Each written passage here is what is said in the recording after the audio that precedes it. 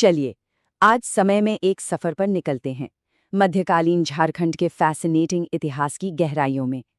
इन slides के जरिए हम उन साम्राज्यों, संघर्षों और संस्कृतियों की कहानी को समझेंगे जिन्होंने इस क्षेत्र को वो रूप दिया जो आज हम जानते हैं। तो हमारा ये सफ़र हमें कहाँ-कहाँ ले जाएगा? सबसे पहले हम 3 बड़े चरणों को समझकर एक मजबूत नींव रखेंगे। फिर हम शुरुआती मध्यकाल में उतरेंगे, देखेंगे कि दिल्ली सल्तनत का इस इलाके पर क्या असर हुआ, और फिर मुगल काल के पूरे ड्रामा को खोलकर देखेंगे। हम जहांगीर और औरंगजेब के दौर की दिलचस्प घटनाओं पर भी नज़र डालेंगे, और आखिर में एक ऐसे नतीजे पर पहुंचेंगे जो हमें सोचने पर मजबूर कर देगा। तो तैयार हैं? चलिए शुरू करते हैं। तो देखिए, मध्ययुगीन झारखंड के इतिहास को ठीक से समझने के लिए इसे 3 बड़े हिस्सों में बांटना सबसे सही रहता है। एक है प्रारंभिक मध्यकालीन काल, फिर आता है दिल्ली सल्तनत का दौर, और उसके बाद शक्तिशाली मुगल काल। ये सिर्फ टाइमलाइन पर निशान नहीं है, ये इस क्षेत्र में हुए बड़े राजनीतिक, प्रशासनिक और सांस्कृतिक बदलावों को दिखाते हैं। तो चलिए अपनी यात्रा के पहले पड़ाव से शुरू करते हैं, प्रारंभिक मध्यकालीन झारखंड।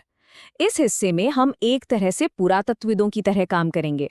उन सुरागों को खोजेंगे जो हमें उस समय की क्षेत्रीय ताकतों और उनके प्रभाव की कहानी बताते हैं।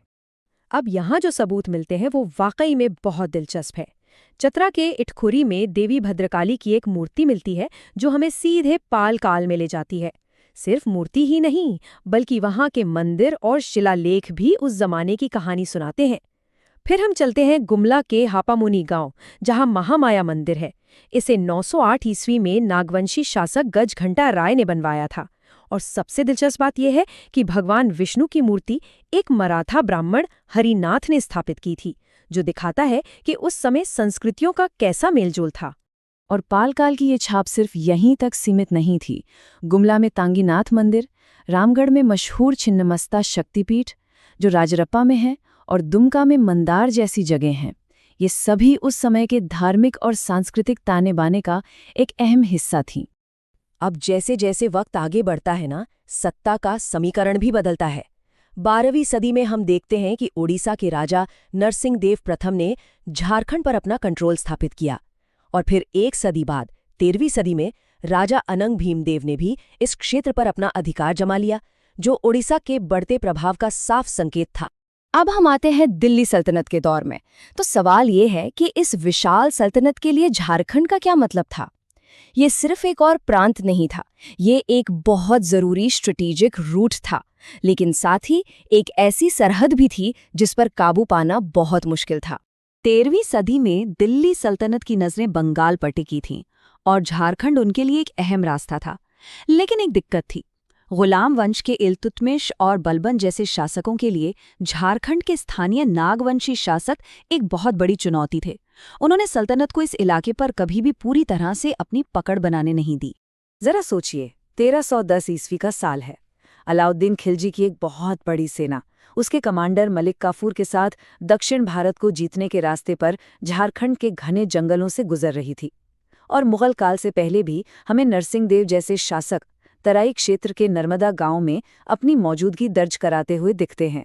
इस दौर में सत्ता का खेल लगातार चलता रहा। फिरोज शाह तुगलक ने सतगांव को जीता और उसे अपनी राजधानी बना लिया। जब 1494 में जौनपुर के शासक हुसैन शाह सिकंदर लोधी से हार गए, तो उन्होंने झारखंड के सारंडा क्षेत्र में पनाह ली। और एक बड़ी ही मजेदार बात, जौनपुर के आदिल शाह द्वितीय को झारखंड का सुल्तान कहा जाने लगा, जो इस क्षेत्र की अहमियत को दिखाता है। और अब हम इतिहास के एक नए मोड़ पर आते हैं, मुगल काल, जो अपने साथ एकीकरण, श्रद्धांजलि और संघर्ष का एक बिल्कुल नया दौर लेकर आया। मुगल काल की शुरुआत होते ही झारखंड एक बार फिर से एक बहुत ही अहम स्ट्रेटेजिक पॉइंट बन गया। 1534 और 1537 के बीच चालाक अफगान शासक शेर शाह सूरी ने बंगाल पर अपने हमलों के लिए झारखंड के रास्ते का इस्तेमाल किया, जबकि उसके बेटे जलाल खान ने राजमहल पर अपनी नजर बनाई रखी। 1538 का साल शेर शाह के लिए एक बहुत बड़ा साल था। उसने शक्तिशाली रोहतासगढ़ किले पर कब्जा किया और फिर पलामू के चेरो शासक महाराज चरे पर हमला बोल दिया। चेरो शासक को घने जंगलों में भागना पड़ा और शेर शाह ने अपने वफादार अफसर शुजात खान को पलामू का नया गवर्नर बना दिया। उस समय मुगल अफगान संघर्ष की आंच इस इलाके तक भी पहुंची, यहां तक कि मुगल बादशाह हुमायूं भी 1530 से 1540 के बीच झारखंड के पाकुड़ तक आ पहुंचे थे। बाद में 1585 में महान अकबर ने झारखंड को एक सहायक राज्य घोषित कर दिया, लेकिन इसका मतलब ये नहीं था कि शांति हो गई। उसी साल शहबाज खान की अगुवाई में मुगल सेना ने नागवंशी शासक पर हमला किया और राजा मधुकर शाह को श्रद्धांजलि देने पर मजबूर कर दिया। मुगल साम्राज्य ने अब इस इलाके पर अपनी पकड़ मजबूत करने के लिए अपने सबसे काबिल लोगों को भेजना शुरू किया। 1589 में अकबर ने मशहूर राजा मान सिंह को बिहार झारखंड का गवर्नर यानी सूबेदार बनाया। 1592 में वो बिहार और बंगाल दोनों के गवर्नर बने। बाद में 1615 में जहांगीर ने इब्राहिम खान को बिहार का सूबेदार बनाया और उसे एक साफ आदेश दिया, झारखंड पर कब्जा करो। जहांगीर के ज़माने में यानी 1615 से 1627 के बीच झारखंड सिर्फ एक स्ट्रेटेजिक ज़मीन का टुकड़ा नहीं था, ये एक खजाना था। ये अपने हीरे की खानों के लिए मशहूर था और इसी दौलत ने मुगल सेना और स्थानीय नागवंशी शासक दुर्जन साल के बीच एक ज़बरदस्त लड़ाई छेड़ दी। दुर्जन साल की किस्मत अच्छी नहीं थी, वो हार गई और उन्हें 12 साल के लिए ग्वालियर के किले में कैद कर दिया गया। चलिए अब जहांगीर के बाद और औरंगजेब के शासनकाल की तरफ बढ़ते हैं। ये एक ऐसा दौर था जब वफादारियां बदल रही थीं और शाही कंट्रोल बढ़ता घटता रहा। तो जहांगीर के बाद का जो समय था वो काफी उथल-पुथल वाला था। 1622 में उसके अपने बेटे राजकुमार खुसरो ने बगावत कर दी और राजमहल पर कब्जा करने की कोशिश की। जहांगीर ने बगावत तो कुचल दी, लेकिन साम्राज्य में दरारें साफ दिखने लगी थी। इसी बीच 1628 में दुर्जन साल को आखिरकार कैद से रिहा कर दिया गया, लेकिन इसकी एक कीमत थी, 6000 रुपए की सालाना श्रद्धांजलि। पलामू में प्रताप राय एक ताकतवर शासक तो थे, लेकिन उन्हें भी मुगल ताकत के आगे झुकना पड़ा। 1632 में बिहार के मुगल सूबेदार अब्दुल्ला खान ने पलामू पर हमला किया और प्रताप राय को 1,36,000 रुपए देकर एक महंगी संधि करनी पड़ी। और एक बड़े प्रशासनिक बदलाव के तौर पर हम देखते हैं कि 1639 में राजधानी को राजमहल से ढाका शिफ्ट कर दिया गया। शाहजहां के दौर में भी ये संघर्षों और संधियों का सिलसिला थमा नहीं। 1640 में नागवंशी शासक प्रतापउल्लाह ने मुगलों के साथ शांति तो कर ली, लेकिन ठीक एक साल बाद 1641 में बिहार के नए सूबेदार शाइस्ता खान के आदेश पर चेरो साम्राज्य पर फिर हमला हुआ। चेरो शासक प्रताप राय को 80,000 रुपए देकर एक और संधि पर दस्तखत करने पड़े। और अब कहानी में एंट्री होती है औरंगजेब की, जो अपने पक्के इरादों के लिए जाना जाता था। 1660 में उसने पलामू के चेरो शासक मेदिनी राय को काबू में करने के लिए अपने सेनापति दाऊद खान को भेजा। जंग छिड़ गई। दाऊद खान 23 अप्रैल को पलामू पहुंचा और कुछ ही हफ्तों के अंदर 5 मई को मुगल सेना ने किले पर कब्जा कर लिया। हार के बाद जो हुआ वो और भी ज्यादा नाटकीय था।